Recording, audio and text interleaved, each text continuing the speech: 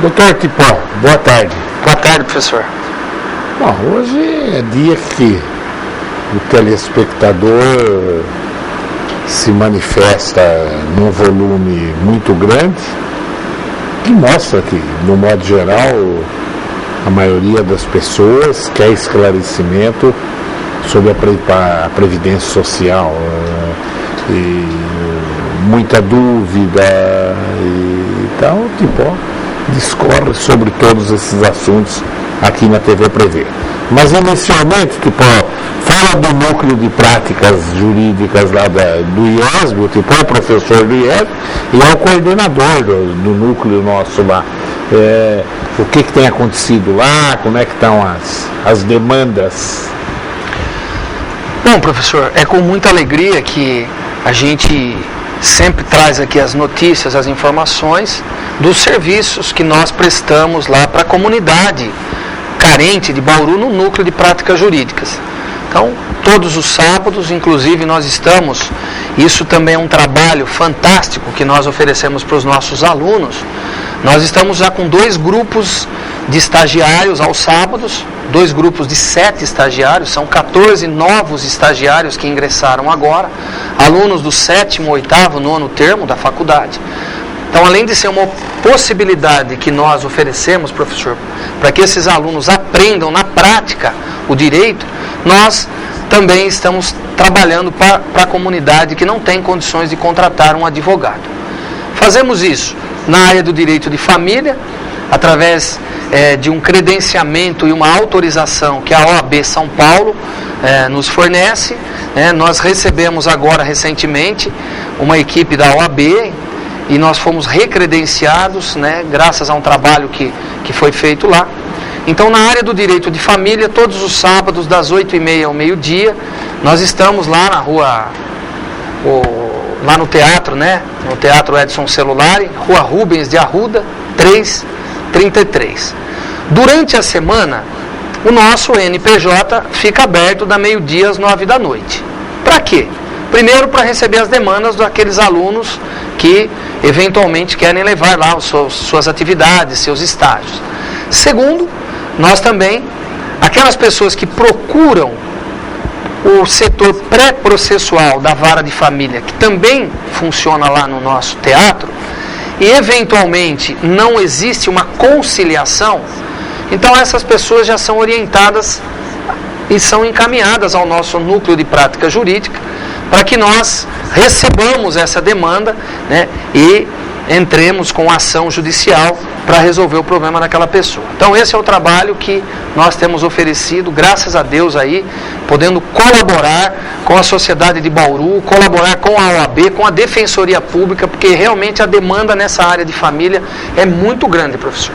Muita gente precisa. Houve alguma mudança em relação à Defensoria Pública agora recentemente? Eu vi uma notícia de jornal, eu acabei nem me aprofundando.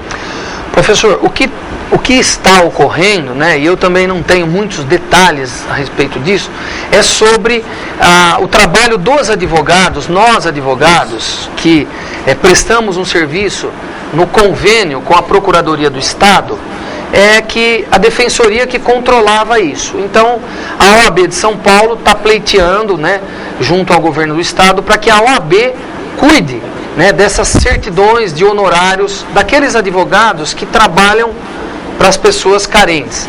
Então, mais ou menos aí o imbróglio que foi instalado foi com relação a isso. Mas eu não tenho detalhes e o importante é que nós estamos podendo colaborar tanto com a OAB como com a Defensoria Pública aqui de Bauru. Bom, está chegando já um montão de perguntas. Falou em Previdência Social, direito do consumidor. Eu tenho saudade do Dr. Ragazzi. O Dr. Ragazzi se transferiu para São Paulo. É verdade. Ele, quando vinha aqui falar de PROCON, de defesa do consumidor, era essa mesma quantidade de perguntas impressionante que chega para o Tipó quando ele vem falar de Previdência Social. Procura sintetizar, que já chegaram aqui já mais de 10 perguntas. Viu? Doutor Tipó, Simone, quem pergunta. Minha sogra faleceu no último dia 30 de janeiro. Ela recebia aposentadoria por idade, porém não recebeu o último pagamento. Como devo proceder para meu marido receber? Além dele, tem 2 irmãs que moram fora de Bauru. Como fazer? Tem tempo para pedir? E quanto tempo demora? Bem rápido. Precisa de um alvará judicial. Quando existe o óbito de um segurado e não tem dependentes ali que vão ficar com a pensão, os irmãos, no caso aqui que ela está dizendo, podem receber o resíduo. Aquele mês de janeiro chama-se resíduo. Então a pessoa precisa entrar com um pedido de alvará judicial, vai precisar, como ela disse, da procuração das irmãs, vai precisar da procuração do marido dela, vai entrar com um pedido de alvará judicial, o juiz vai expedir um alvará judicial, determinando ao INSS que libere esse dinheiro. Em média, de 60 a 90 dias é o que demora para receber. Uma pergunta sobre desaposentação, e você está com um livro aí, você está chegando de uma reunião sobre isso, então eu vou passar essa daqui até na frente de um montão de perguntas. Quem manda é Maria. Professor Tipó, elucide-me sobre esse entendimento de devolução de dinheiro, caso seja reconhecida desaposentação. Baseado em que fundamento o INSS exige a devolução do que já foi recebido? Pois não, professor, conforme a autorização do senhor no começo, nós estivemos no dia 3 de março proferindo uma palestra em São Paulo, num evento da OAB, da nossa comissão, no Teatro Gazeta, e estivemos em Ribeirão Preto, agora sábado, num congresso brasileiro do IBDP, também proferindo palestra sobre o tema Previdência Social. Recebemos a doação de um livro de uma colega que é do IBDP, a doutora Adriane Bramante, que é um livro novíssimo, que ela vem trazer todas as informações, as dúvidas, as atualidades a respeito do tema desaposentação. Esse livro, professor, ela carinhosamente fez uma doação à biblioteca da nossa faculdade, do qual eu passo às mãos do senhor nesse momento. Pô, obrigado. Tá? Com relação à pergunta da nossa telespectadora, o que acontece é o seguinte: a Previdência Social, quando ela envia a cartinha de concessão na casa do aposentado, lá atrás vem escrito que a aposentadoria ela é irrenunciável. Então, fica aquela situação, ela é irrenunciável. Porém, quando o aposentado volta ao trabalho, volta a contribuir, ele volta a ser um segurado obrigatório da Previdência. Ele é obrigado a contribuir para a Previdência de novo, e a Previdência não oferece a ele nenhum tipo de benefício, com exceção do salário família, que é um valorzinho de R$30, isso para quem tem filhos menores, e com exceção da reabilitação profissional. Então, a discussão que começou, que se instalou há algum tempo atrás, e que foi objeto da primeira ação de desaposentação, foi exatamente essa, professor Duda. Porque a pessoa volta ao mercado de trabalho aposentada, ela é obrigada a contribuir para a Previdência e a Previdência não lhe oferece nada em troca. Então, as discussões começaram a se alastrar, se aprofundar, e agora nós temos aí recentíssimas decisões. O STJ, o Superior Tribunal de Justiça, já pacificou o entendimento que é possível uma nova aposentadoria sem devolução do dinheiro que já recebeu. O STJ. O STF está em discussão agora 2 recursos extraordinários. Um deles, o ministro Marco Aurélio é o relator. O voto dele foi favorável ao aposentado para que ele obtenha uma nova renda mensal, porque trabalhou muitos anos depois de aposentado, e que ele não precise devolver. Agora, o ministro Dias Toffoli está com o processo em seu gabinete, será o segundo voto. Nós não temos ainda uma decisão final do Supremo Tribunal Federal. Porém, o que a Previdência fala, respondendo a pergunta dessa telespectadora, é que é o seguinte: olha, se você quer se aposentar de novo, tudo bem, então você me devolva tudo que você recebeu até hoje. Se isso for decidido, professor Duda, a lei diz que a pessoa é obrigada a devolver até 30% do seu salário. Então, em muitos casos, mesmo assim, vai compensar. Eu tenho um caso que nós fizemos o cálculo, agora estamos entrando com a ação esses dias, ele ganha R$ 1.400 hoje. Ele recebe R$ 1.400 da Previdência. Ele já tem 70 anos, está com 47 anos de tempo de contribuição e a nova renda dele vai ser 3.900. Então ele sai de 1.400 e vai para 3.900. Se ele precisar devolver 30% dos 3.900, mesmo assim ele vai ainda receber quase R$3.000, ou seja, 1.600 a mais do que ele recebe hoje. Portanto, finalizando essa resposta, professor Duda, é muito importante que a pessoa, quando ela procurar um advogado para que ele faça um cálculo para ela, é que realmente ele faça o cálculo. Por favor, os colegas advogados, né, eu tenho certeza, todos competentes como são, façam o cálculo, mostrem o cálculo para essa pessoa e, se compensar, mesmo se precisar devolver, se precisar, que isso não está decidido, se compensar devolver, entrem com a ação, porque realmente está caminhando para que a desaposentação seja uma realidade no Brasil. Andréia Alves, ela mora em Bauru, no Jardim Bela Vista. Ela queria que você falasse sobre o LOAS. Ela quer saber quem que pode pedir e quais os documentos que precisam serem apresentados. E se demora muito. Bom, o LOAS é um benefício concedido pela Previdência e não é assim, a frequência da concessão do LOAS, professor Duda, não é muito alta. Porque a Previdência, ela verifica uma série de fatores, né? Dentre eles, a renda per capita da família. Então, o que precisa? A renda per capita da família tem que ser menor que 1/4 do salário mínimo. Esse é o primeiro problema. O que é 1/4 do salário mínimo? Divide R$622 por 4. Vai dar em torno de R$155, R$156. Então, a renda per capita tem que ser menor do que isso. Eu vou explicar melhor. Se na família tiver o marido e a mulher, ele idoso, com 65 anos, não tem renda na casa, ele vai ter direito ao LOAS. Isso é, se ele não contribuiu para a Previdência. Porque se ele contribuiu, o mínimo de 15 anos, é claro, ele vai ter direito à aposentadoria por idade, que é mais vantajosa. Porque além de deixar a pensão para a esposa se ele falecer, ele ainda recebe o 13º. E no LOAS não recebe o 13º. Mas eu vou deixar aqui uma dica. Tomem muito cuidado, porque a Previdência Social, ela indefere, ela nega muito os pedidos de LOAS com um fundamento. Elas verificam, professor, a renda da casa. Então, às vezes, o idoso, ele mora com um filho de 30 anos. Então, a Previdência pega o salário desse filho de 30 anos, coloca no cálculo da renda per capita e ele não tem o seu benefício. Isso não pode. Se esse filho tiver menos de 21 anos, ele tem que entrar no cálculo da renda. Se esse filho tiver mais de 21 anos, não pode entrar no cálculo da renda. Uma outra coisa, às vezes, o idoso ou a idosa mora com um neto, que trabalha, que sustenta a casa. A renda do neto não pode entrar no cálculo.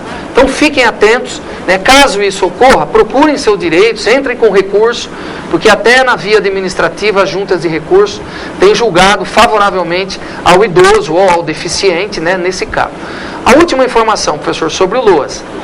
O LOAS, ele é devido também aos deficientes físicos, não só aos idosos acima de 65 anos.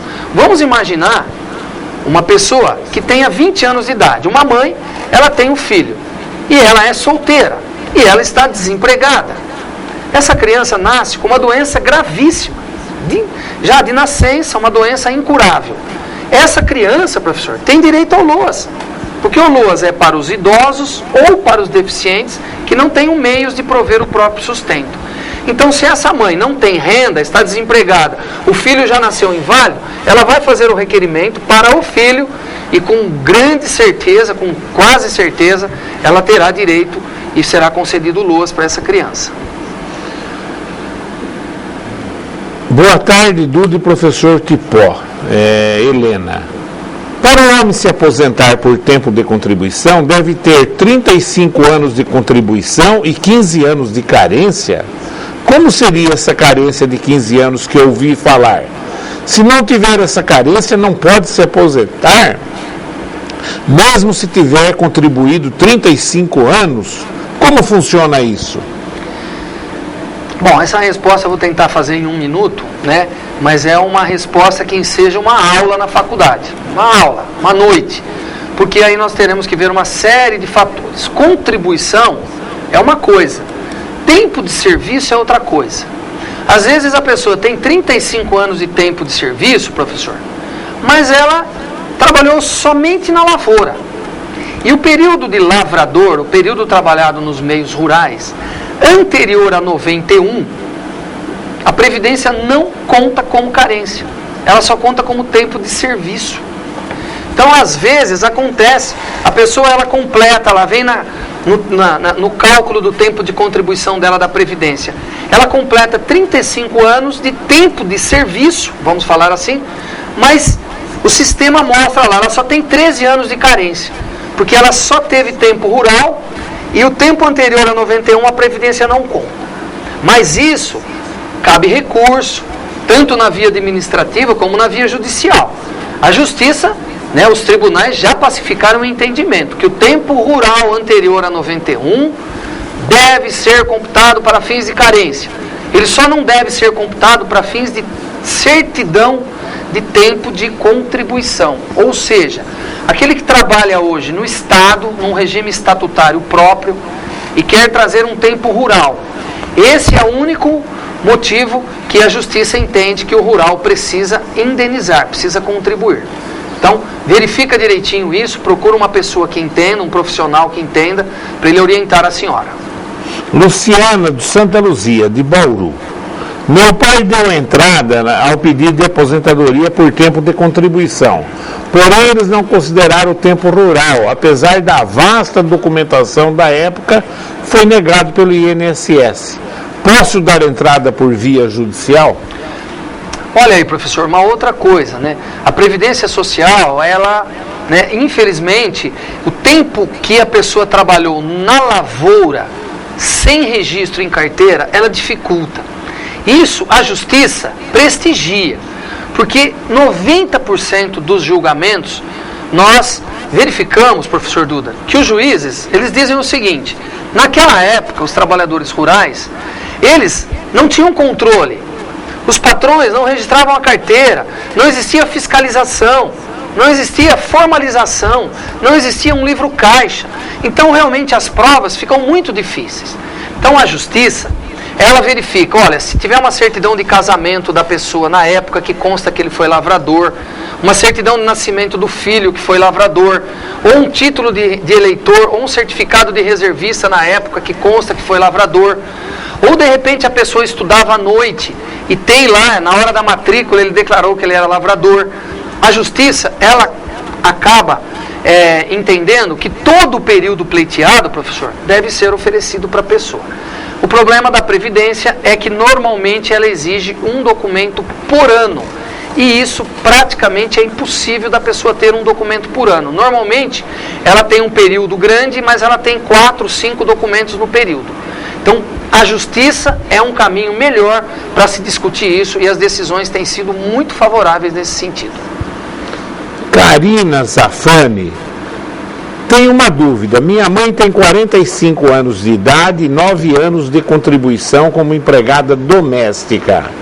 Gostaria de saber se posso pagar o carnê do INSS para ela na categoria de 11%. Posso responder tudo, professor? Claro. Hoje, as domésticas podem pagar 3 tipos de contribuição. A primeira, 20% do salário mínimo, para aquelas que querem se aposentar por tempo de contribuição. Agora, se ela só quer o auxílio-doença, a aposentadoria por idade, a aposentadoria por invalidez ou a pensão para o marido, ela pode pagar 11% do salário mínimo. Agora, existe uma lei nova, que é a Lei 12.470, sancionada pela presidente Dilma no finalzinho do ano. Ela abriu a possibilidade das pessoas de baixa renda, que têm um trabalho doméstico, pagar agora, Karina, 5% do salário mínimo. Olha que bacana! 5% do salário mínimo dá R$31 por mês.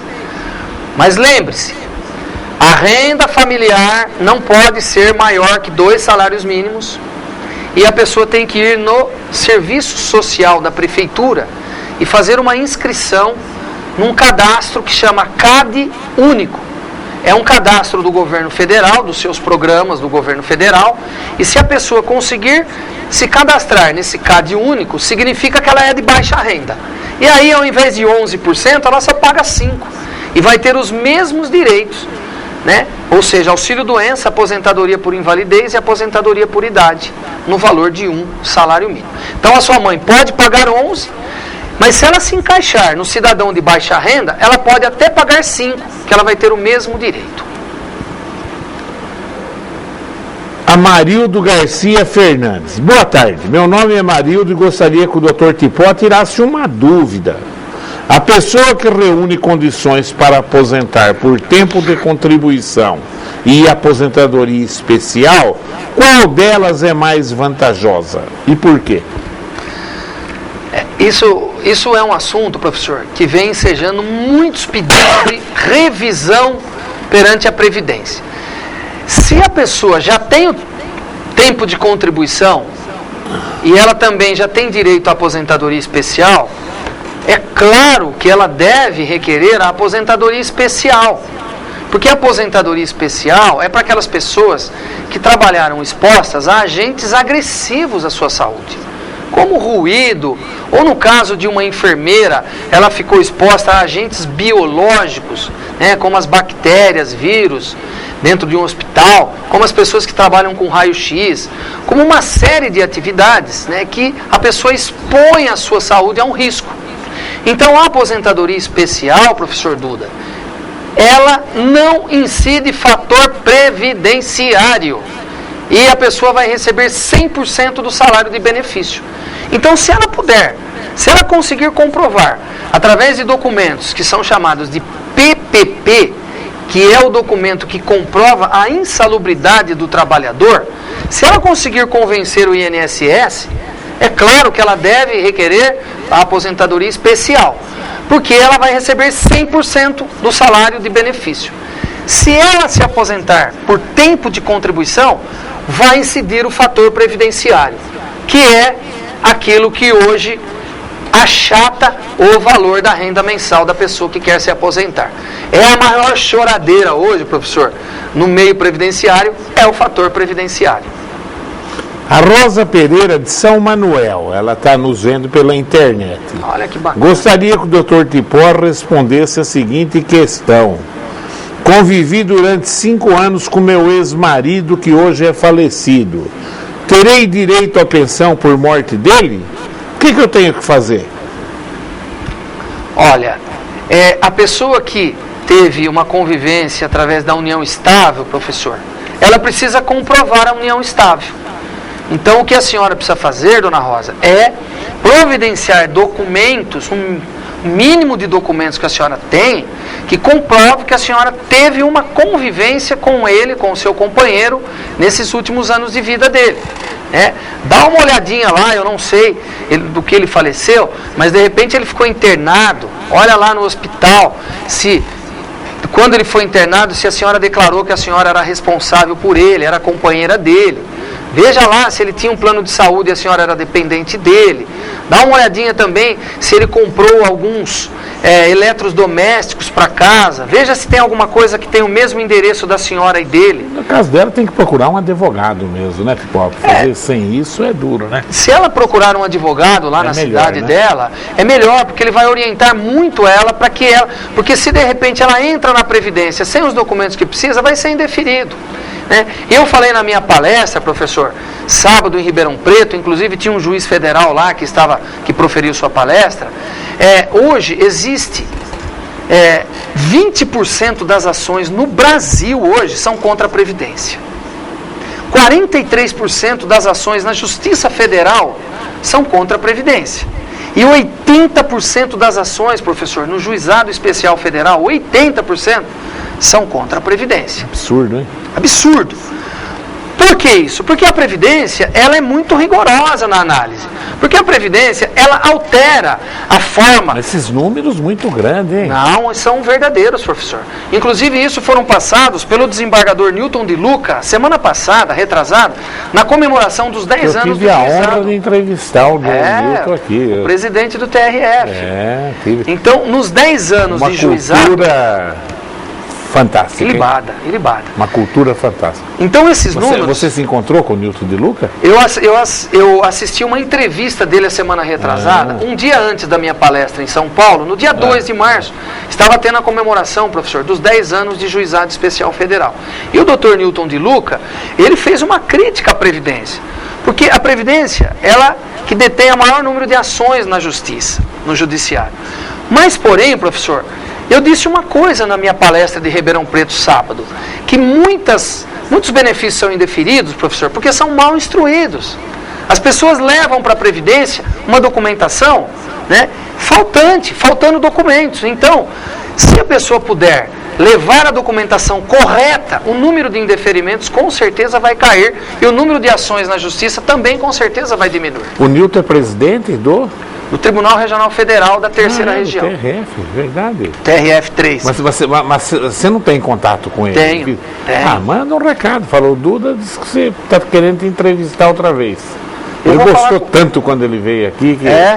Eu vou estar com ele na semana, não nessa, na aquelas outra. palestras para os nossos alunos.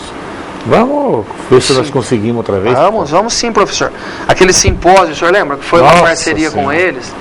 E acho que é importante a gente só lembrar aqui, né, nós temos no nosso quadro de professores, né, nós temos 2 juízes federais, né, o doutor Marcelo e o doutor José Francisco da Silva Neto, que inclusive é juiz convocado no Tribunal Regional Federal já faz 6 anos.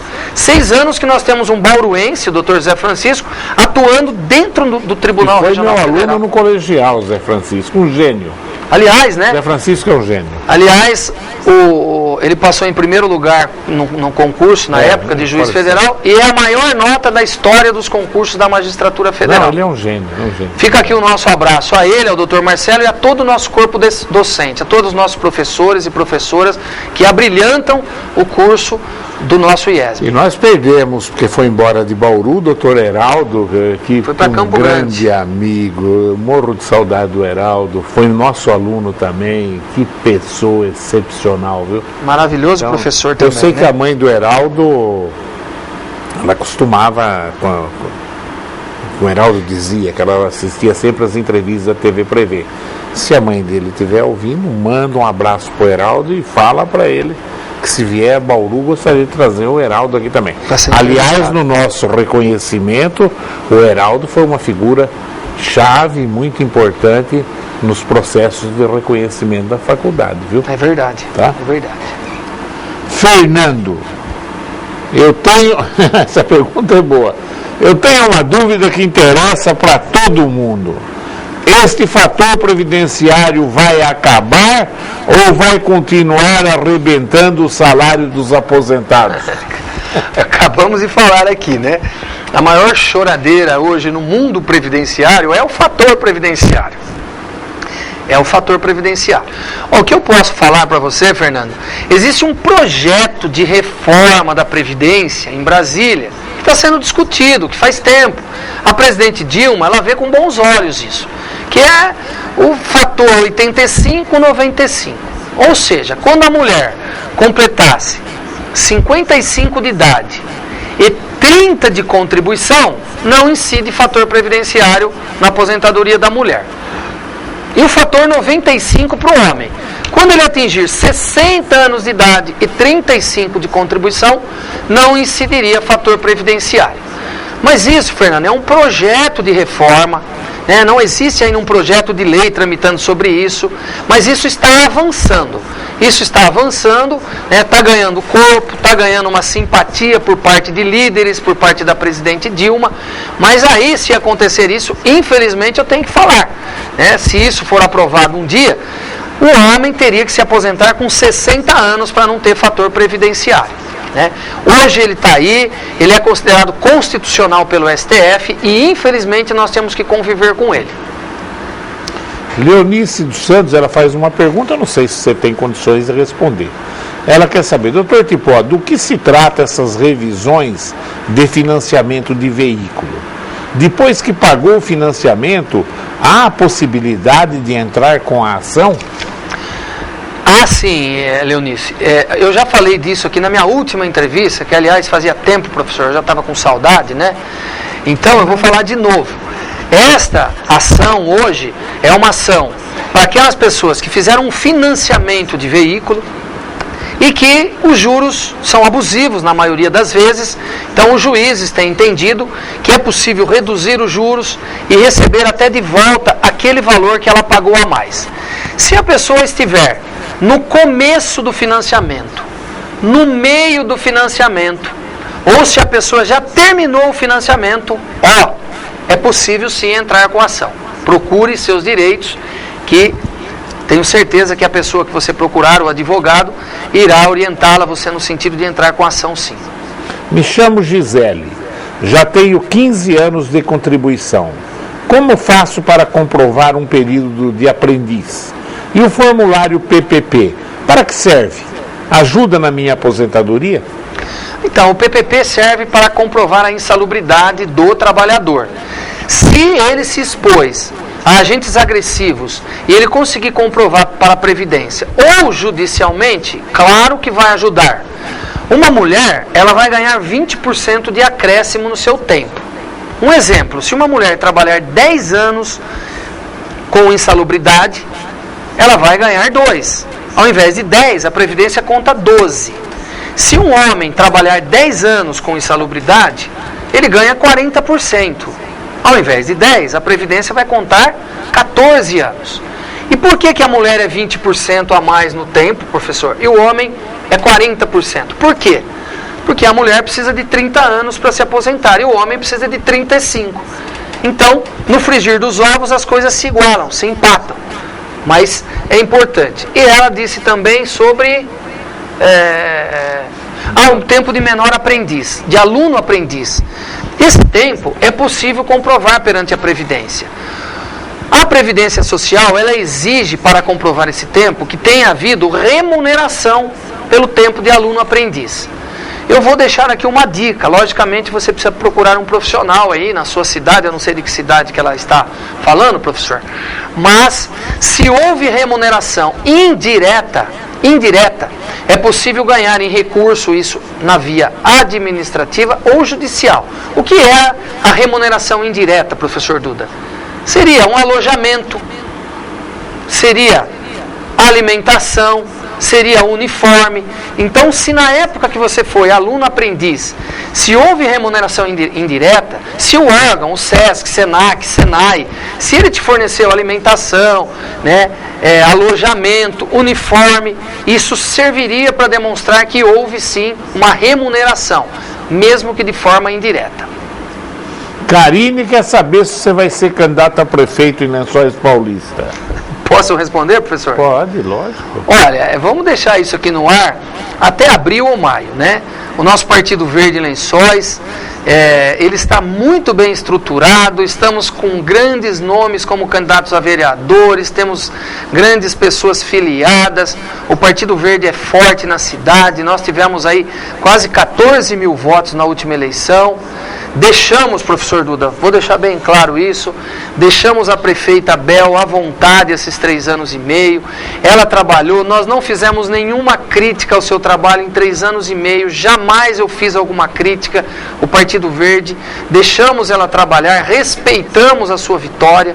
Quero deixar bem claro aqui, inclusive, elogiar alguns pontos que a prefeita Bel tem feito na cidade. A cidade está bonita, a cidade está bem cuidada, isso é realidade, eu tenho que elogiar, como já elogiei na eleição passada, mas deixar aqui também, de que algumas coisas eu ainda acredito que nós possamos melhorar na cidade. Eu, como continuo acreditando que algumas coisas podem ser melhoradas, quem sabe em abril ou maio, se nós tivermos aí alguma possibilidade, quem sabe, mas vamos deixar no ar isso até maio, para que a gente possa decidir em conjunto com os membros do Partido Verde.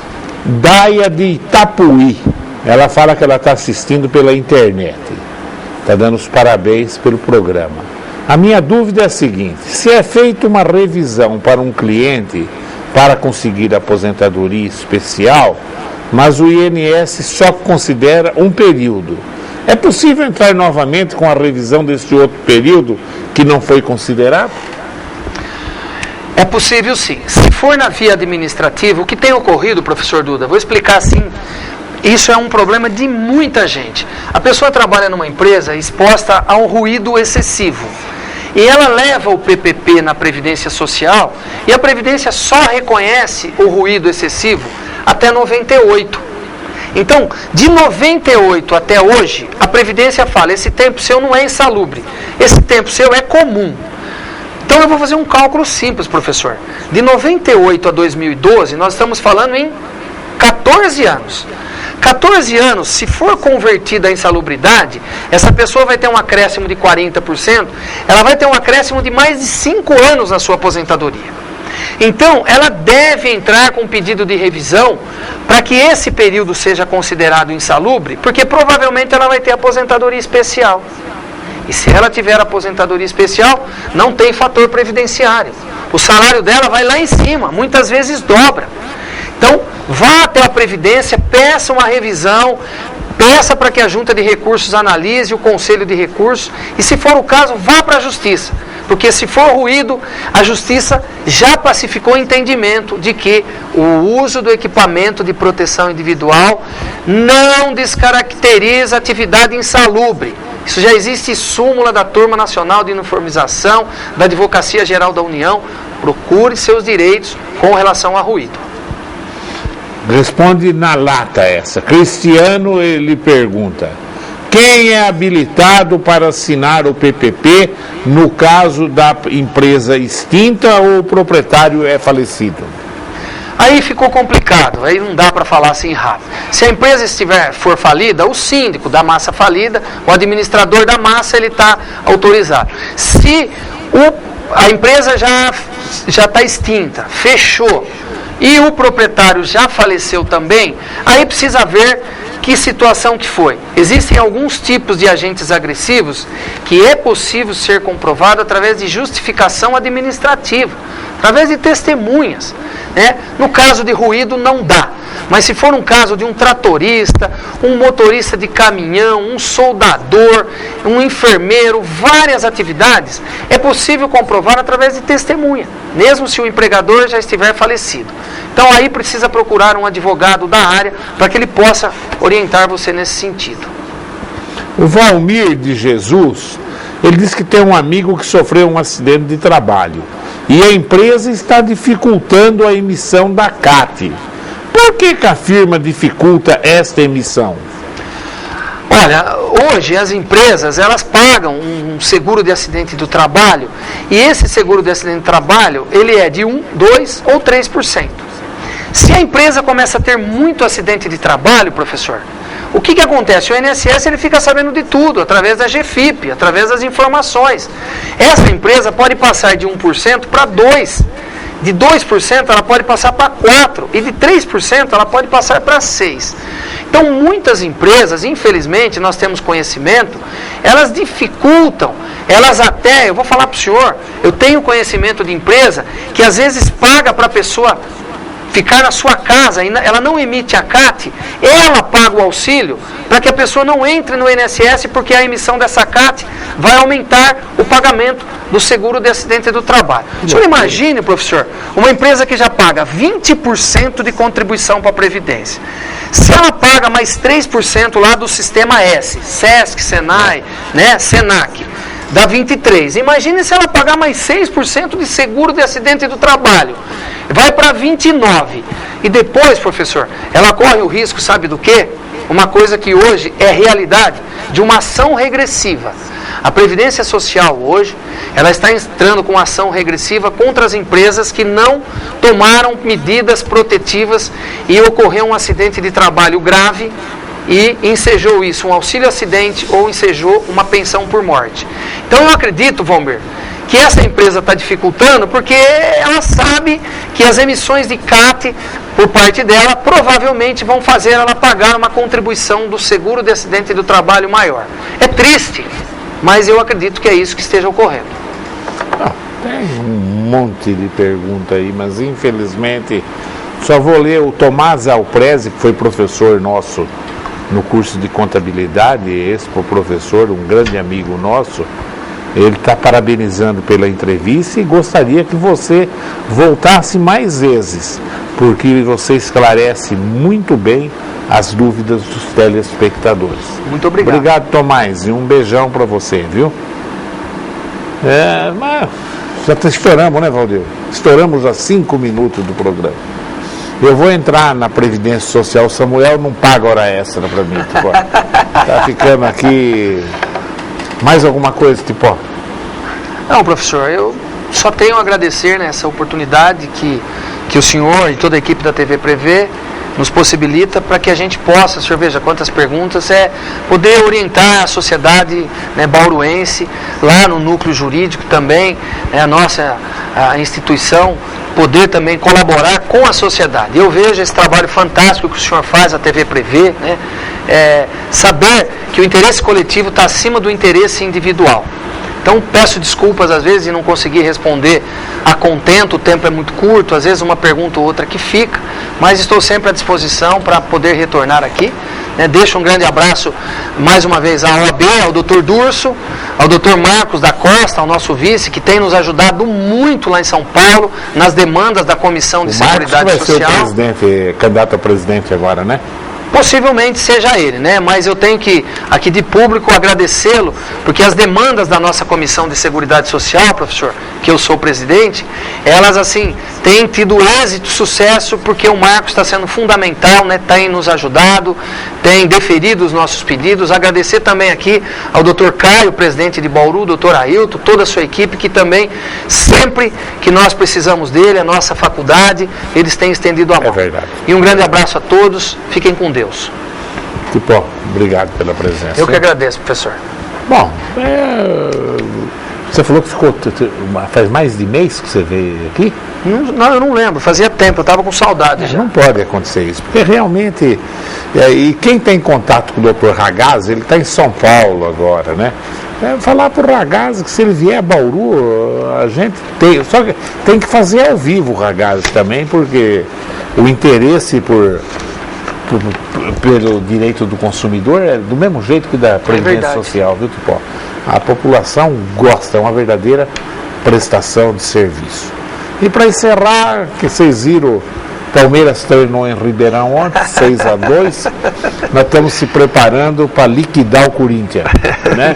Aí eu vou ficar triste. Claro, né? Aí eu vou ficar triste. Não tem certeza que o Sinuê está aí, e o dia que o Palmeiras... Se ganhar de 2 de diferença do Corinthians, eu vou trazer o Sinuê e mais um outro corintiano. Pô, Faria Neto, que é corintiano. Põe no meio e nós vamos ficar dando soco na cabeça do Faria. Se o Palmeiras perder, aqui não se fala de futebol, tem coisa muito mais séria, né, para a gente falar. Eu quero agradecer a sua audiência e continue aí ligado nos horários alternativos da TV Prevê. Tchau.